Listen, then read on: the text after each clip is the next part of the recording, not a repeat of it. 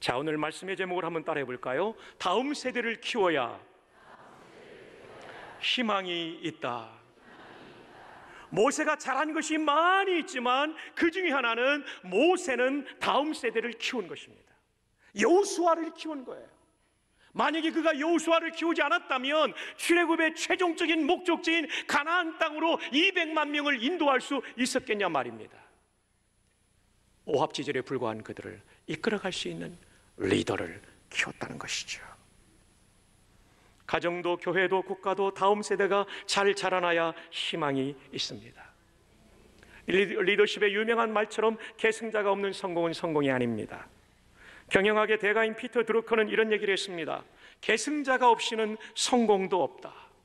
계승자가 없이는 성공도 없다. There is no success without a successor. 그래서 드루커는 이렇게 말해요. 당신이 아무리 성공했다 할지라도 계승자 없으면 몇 년 안에 폭삭 망해버린다. 맞죠? 리더십의 전문가인 존 맥스웰은 이런 얘기를 했습니다. 위대한 지도자는 계승자가 없는 성공은 실패라고 생각한다. 성공이 없다가 아니에요. 더 강력한 말을 합니다. 계승자가 없으면 실패다. 실패다. A great leader understands that success without a success is failure. 실패라는 거예요. 계승자가 없는 성공은 성공이 아니다. 제가 여러 번 말했죠. 근데 존 맥스웰 목사님은 더 강력하게 말합니다. 계승자가 없는 성공은 실패다. failure다. 실패다. 아멘 좀 하소. 계승자가 없는 성공은 실패다. 네, 옆에 있는 분에게 하이파이브 합시다. 계승자가 없으면 실패입니다. 모세는 계승자가 있었어요. 그런 면에서 그는 리더십에 성공한 사람이죠. 여러분에게 여쭙니다. 여러분은 신앙의 계승자를 가지고 계십니까? 이 물음은 어떤 질문이냐면 여러분의 아들과 딸은 여러분의 신앙을 계승하고 있습니까? 라는 질문이에요. 주일학교 선생님으로서 여러분은 그냥 관례적인 교사입니까? 아니면 인물을 키워내는 교사입니까? 사역반을 받는 한 집사님이 사역반을 배우면서 사람을 키우는 게 중요한 걸 배우고 내가 한번 사람 키워봐야 되겠다. 주일학교 올인하다 보니까 한 학생이 제자로 자라나는 거예요. 그 학생 한 명으로 그 반이 10명이 전도가 되는 일이 지난해 있었어요. 여러분은 과연 주일학교 교사로 그런 계승자를 가지고 있습니까? 여러분 목자로서 정말 여러분의 뒤를 이어갈 목자가 있습니까? 여러분은 응구위원으로 찬양대원으로 소망 찬양대원으로 후임자들이 자라나고 있습니까? 여러분은 할렐루야 찬양대원으로 후임자가 자라고 있습니까? 여러분은 예배의 안내위원으로 여러분은 또 다른 봉사의 자리에서 여러분이 떠날 때 그 자리를 대신할 계승자가 세워지고 있는 사역을 하고 있습니까? 매우 중요한 질문입니다. 예수님은 너무나 짧은 생애를 사셨어요. 33년의 생애를 사셨어요. 헐벗고 굶주렸고 정치 없이 떠돌아다니는 나그네 인생을 살았고 인자는 머리 둘 곳이 없다는 인생을 사셨습니다. 그리고 마침내 십자가에서 처절하게 절망적으로 죽어가셨습니다. 그러나 그분은 실패자가 아니었습니다. 왜냐하면 첫 번째 구원사적으로 그는 다 이루었다 선포할 수 있었기에 하나님의 뜻을 이루었기에 두 번째로 리더십의 차원에 있어서 예수님은 12명의 제자를 통하여 세계를 뒤집어 놓았기 때문입니다. 예수님은 실패자가 아닙니다. 왜냐하면 계승자가 있었기 때문에 12명 중에 한 명은 배신자였지만 11명 그들은 모두 진짜 제자가 되었거든요. 그 중에 10명은 예수님처럼 순교로서 인생을 마쳤습니다.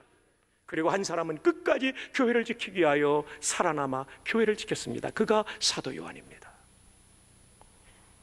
예수님의 사역의 성공, 그것은 계승자를 길러낸 성공이었습니다. 사랑하는 여러분, 여러분은 정말 여러분의 계승자에 대하여 어느 정도 관심을 가지고 있나요?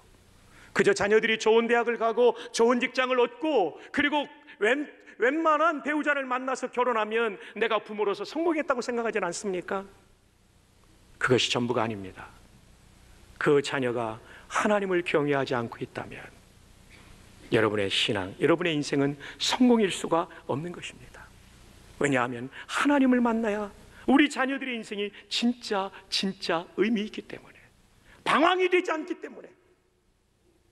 진짜 성공이 될 수 있기 때문에. 모세는 속절없는 인생을 이렇게 표현했습니다. 시편 90편 9절로 10절에 우리의 평생이 순식간에 다하였나이다. 짧다는 얘기예요.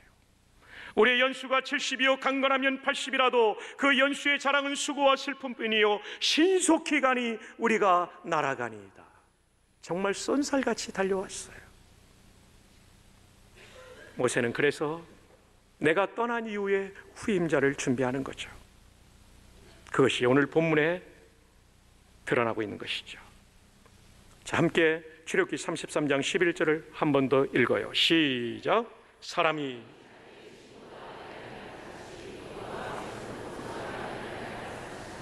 모세는 진으로 돌아오나 눈의 아들 젊은 수종자 여호수아는 회막을 떠나지 아니하니라.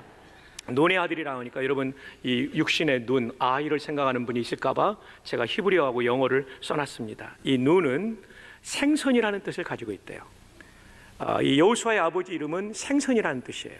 그러니까 아마 여호수아의 할아버지가 생선을 무척이나 좋아했던가 봐요. 아들 이름을 생선이라고 지었으니까 하여튼 이해는 안 되지만 더 자세한 건 천국 가서 물어보도록 합시다. 젊은 수종자, 수종자라는 말은 어떤 뜻이냐면 직역하면 종이에요. 그래서 가장 원어와 가까운 번역은 NASB인데 거기는 servant라고 되어 있어요. 조금 더 쉽게 된 게 NIV인데 여기에는 aid, 보좌관, 부관이라는 뜻으로 번역되어 있어요. 어쨌든 이 젊은 사람이 회막을 떠나지 않았다.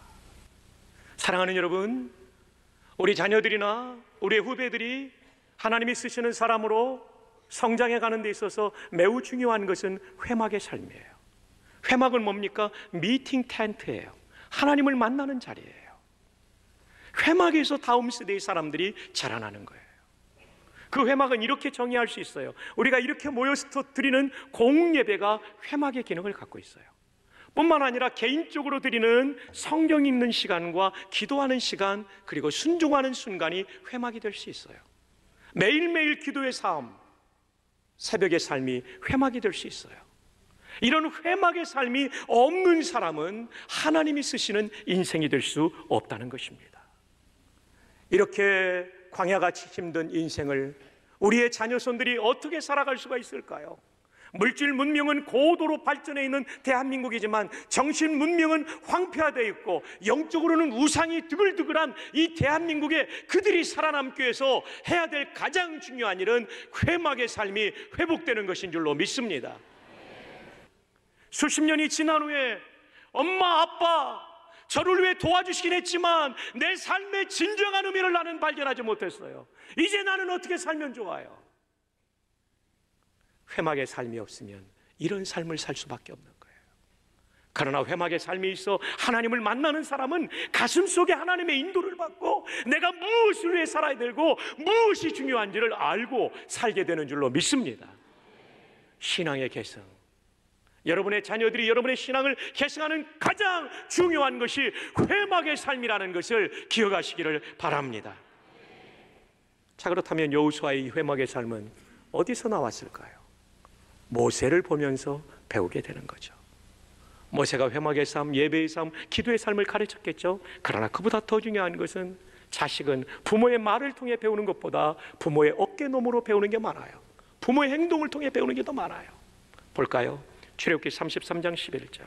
사람이 자기의 친구와 이야기함 같이 누구께서는 여호와께서는 모세와 어떻게 해서 말씀하시며, 주도권이 모세가 아니라 하나님이에요.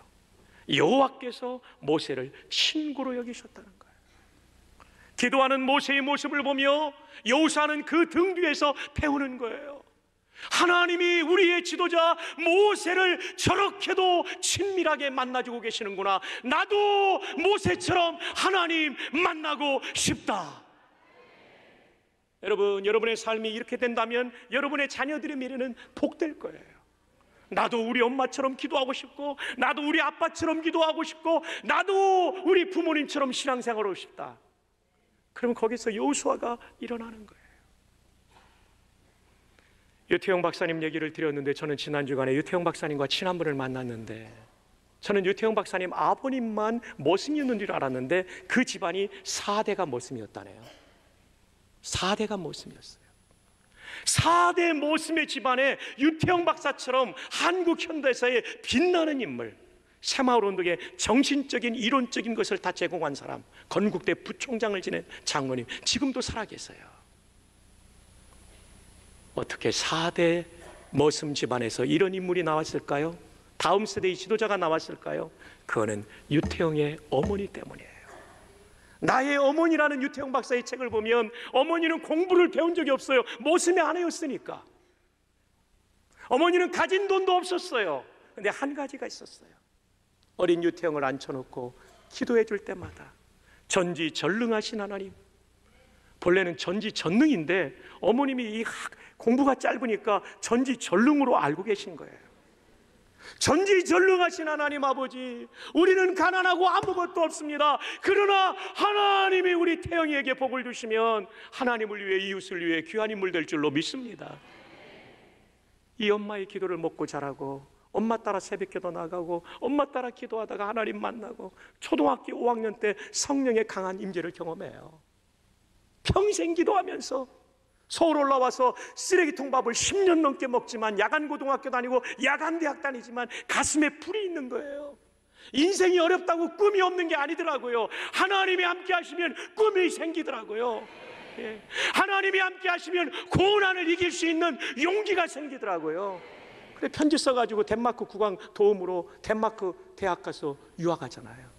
그리고 히브리 대학에 또 장학금 받아가지고 세상에 덴마크 말 한마디도 못하는데 가가지고 세상에 6개월 만에 마스터 해가지고 강의 듣고, 히브리어도 그 어려운데 6개월 만에 마스터하고요. 그 옛날에 통역할 사람이 없으면 이분이 다 이 히브리 말하고 덴마크 말 통역했어요, 외국인들은.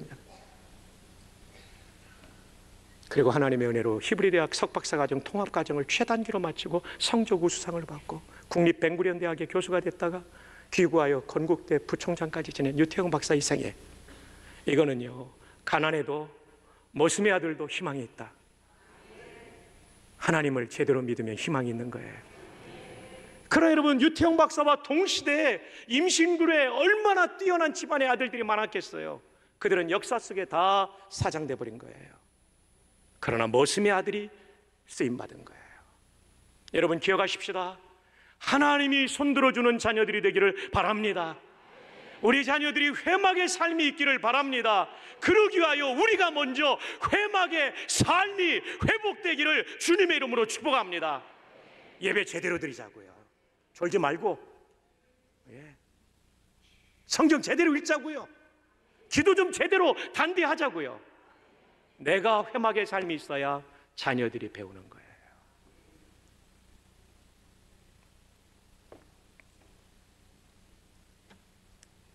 이번 주에 153차 행복세가 있습니다. 여러분, 나와야 될까요? 안 나와야 될까요? 나와야 된다는 거죠. 네. 정말 심각한 문제가 있지 않으면 다 나오세요. 심각한 문제가 있으면 더 나와서 기도해야 되죠. 그러나 몸이 진짜 아파가지고 움직일 수 없는 분들 같은 경우는 거기서 하시고 그 외에는 다 나오세요. 아멘이 지금 한 명도 없다는 거 아십니까? 다 나오세요. 그리고 가능하면 자녀들 손 붙잡고 나오는 거예요. 왜냐하면 계승돼야 되니까. 이렇게 다음 세대는 회막에서 자라나는 거예요. 그 다음 두 번째, 다음 세대는 전쟁터에서 자라납니다. 출애굽기 17장 9절에 보면 전쟁이 나와요. 모세가 여호수아에게 이르되 우리를 위하여 사람들을 택하여 나가서 아말렉과 뭐 하라고요? 싸우라고. 이게요, 출애굽 다음에 첫 번째 전투예요. 이것이요, 굉장히 힘든 전투였어요. 왜냐하면 아말렉은 호전적인 부족이었기 때문에. 근데 나이든 장수들을 보내지 않고 이 청년 여호수아를 보내는 거예요. 치열한 전투에 보내는 거예요. 여러분, 인물은 어디서 자라나는지 압니까? 온상에서 자라나지 않습니다. 치열한 전투에서, 광야에서 사람들이 자라나는 거예요. 가만히 사람들을 살펴보십시오. 고생 하나 하지 않고 자란 사람 가운데 제대로 된 인간이 있는가? 없습니다. 고난과 역경, 치열한 전쟁터에서 목숨 걸고 부닥기며 싸운 사람들이 인물이 되는 거예요. 여러분 가운데 자녀들 고생시키는 분들 있죠? 속으로 이렇게 생각하세요. 하나님, 제가 해준 것도 없지만, 너무 아이들한테 미안하지만 그러나 하나님의 은혜 주시면 저 전쟁터에서 승리하면 쓰임받을 줄로 믿습니다. 하나님, 내 아들과 딸에게 용기를 허락하여 주시옵소서. 여러분, 고난과 시련은 우리를 성장하게 하는 도구예요. 제가 겪었던 모든 고난이 오늘의 저를 만든 거예요. 여러분도 마찬가지입니다. 여러분이 닦은 모든 고난을 주님 안에서 여러분이 감당했기 때문에 오늘의 여러분이 있는 것입니다. 야고보서 1장에 이렇게 말씀하시죠. 내 형제들아, 너희가 여러 가지 시험을 당하거든 온전히 어떻게 여기라고요? 기쁘게 여기라. 세상 사람들은 시련과 고난을 힘들어하고 슬퍼하고 안 좋아해요.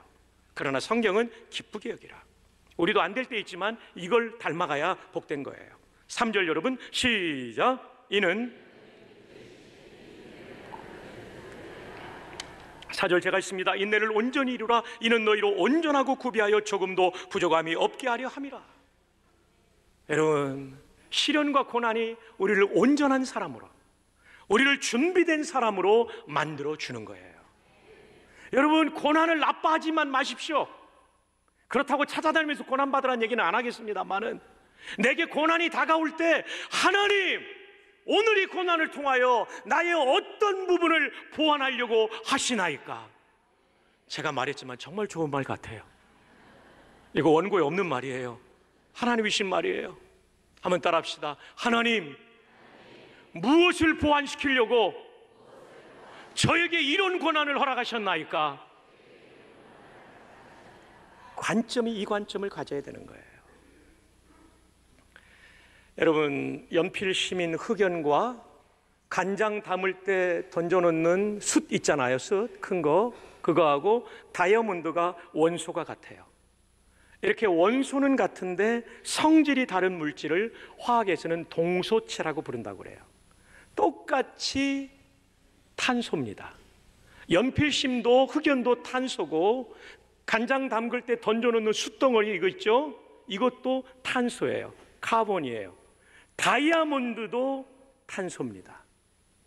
근데 이렇게 똑같은 원소를 가졌는데 왜 다른 성질을 가지게 되느냐? 연필심이 힘주면 부러지잖아요. 아니, 숯은 더 잘 깨져요. 부러지는 정도가 바스러지죠. 근데 어떻게 다이아몬드는 똑같은 탄소인데 영롱한 보석이 될 뿐만 아니라 그렇게 단단할까요? 그 이유가 있더라고요. 천연 다이아몬드가 만들어지는 과정을 우리가 과학자들이 추정을 했지만, 천연 다이아몬드는 비싸니까 인조 다이아몬드를 만드는 과정을 보니까 역추정이 돼요. 그거 뭐냐면요, 이 흑연을요 2000도씨의 불에다가 팍 하는 거예요. 그리고 그 압력을 얼마나 가냐면 10만 기압을 꽉 누르면서 2000도씨를 쫙 유지하면 이게 새카만 게 어느 순간 다이아몬드로 바뀐대요.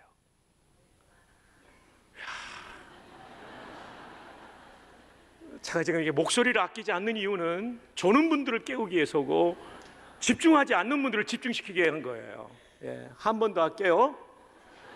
흑연을 어떤 고로에 집어넣고 10만 기압을 쫙 누르면서 2000도씩을 쫙 쏘이면 다이아몬드가 된대요. 제가 지금 에너지가 많이 빠져나갔습니다. 그러니까 다이아몬드가 그냥 다이아몬드가 아니에요. 흑연이나 숯덩어리가 되려면 별로 고생 안 해도 돼요. 세상에 보세요. 10만 기압, 저는 잘 모르겠지만 어마어마한 압력을 가하는 거예요. 그리고 나서 2000도씨를 쏘이는 거예요. 인조 다이아몬드가 이렇게 만들어지는데 천연 다이아몬드도 땅속에서 이렇게 만들어졌다는 거죠. 그러므로 사랑하는 성도 여러분이요, 여러분이 2000도씨에 들어가는 고통을 당하는 것처럼, 10만 기압의 압박을 느끼는 것처럼 여러분의 고통이 정말 힘든 순간이 보석이 되는 순간임을 기억하시기를 바랍니다. 여러분의 아들, 딸에게 있는 이 고통들 아파하지만 마시고 기대하십시오. 그리고 하나님, 우리 아들, 딸 도망가지 말고 그 안에서 보석되게 해주십시오. 도망가지 않도록. 도망가면 안 돼요. 견뎌내야 돼요. 고난은 견뎌내라고 주시는 거예요. 견디는 게 승리거든요. 그러다 어느 순간 확 바뀌는 거예요. 다이아몬드로. 이런 은혜가 우리 가운데 있기를 바랍니다. C.S. 루이스는 그런 얘기를 했어요. 의심할 것 없이 하나님의 확성기인 고통은, 가스 메가폰이라고 되어 있죠. 메가폰. 고통이 뭐냐면 메가폰이에요. 그냥 목소리가 아니라 확성기, 그냥 크게 소리를 내주는 기계예요. 의심할 것 없이 하나님의 확성기인 고통은 무서운 도구이다. 이것은 마지막까지 회개하지 않은 반역으로 끝날 수 있다.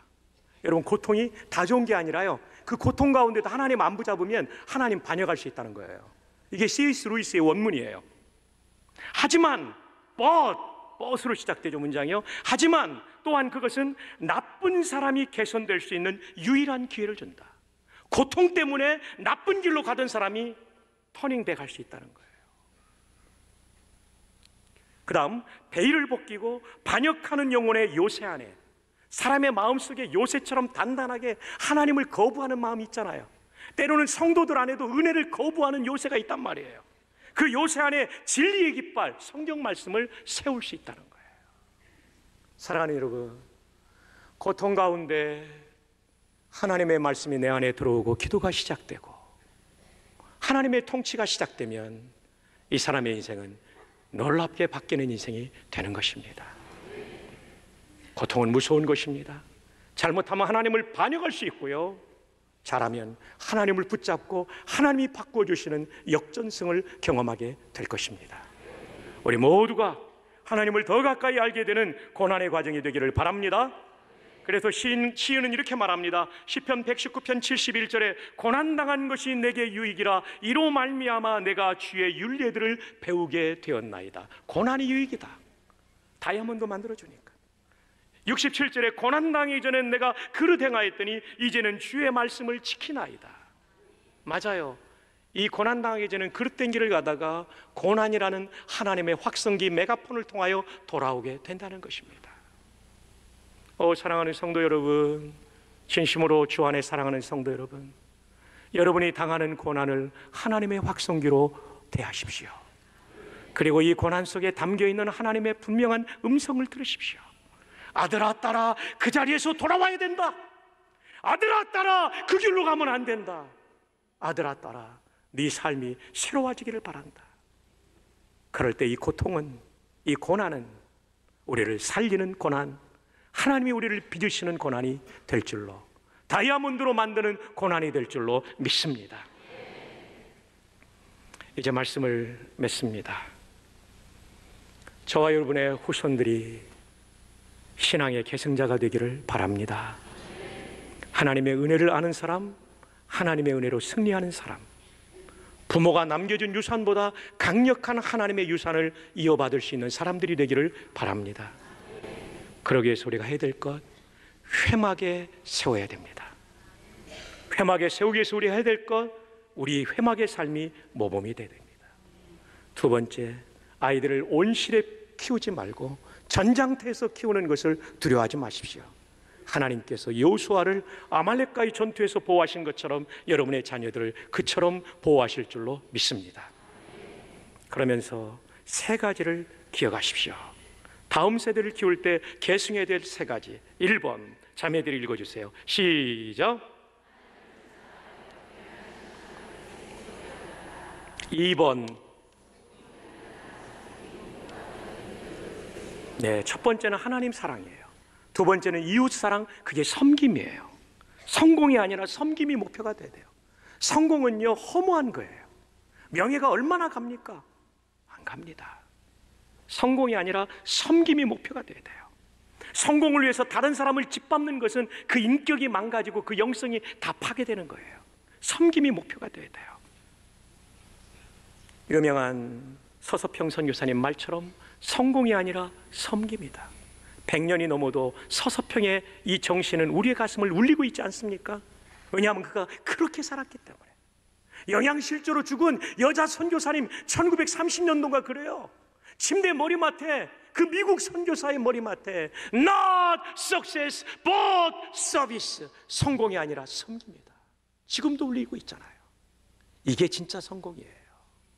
마지막 세 번째, 다 함께 읽어요. 시작. 한 사람이라도 더 구원하는 전도를 계승해 전도하는 사람 되도록. 목사가 되든 평신도가 되든 이 길을 걸어갈 때 그 자녀는 정말 성공한 인생이 될 것입니다. 이런 신앙을 계승해주는 부모님들이 되기를 주님의 이름으로 축복합니다. 절망의 시대에 희망을 경험한 사람처럼 모세의 이야기는 화요일 새벽으로 이어집니다.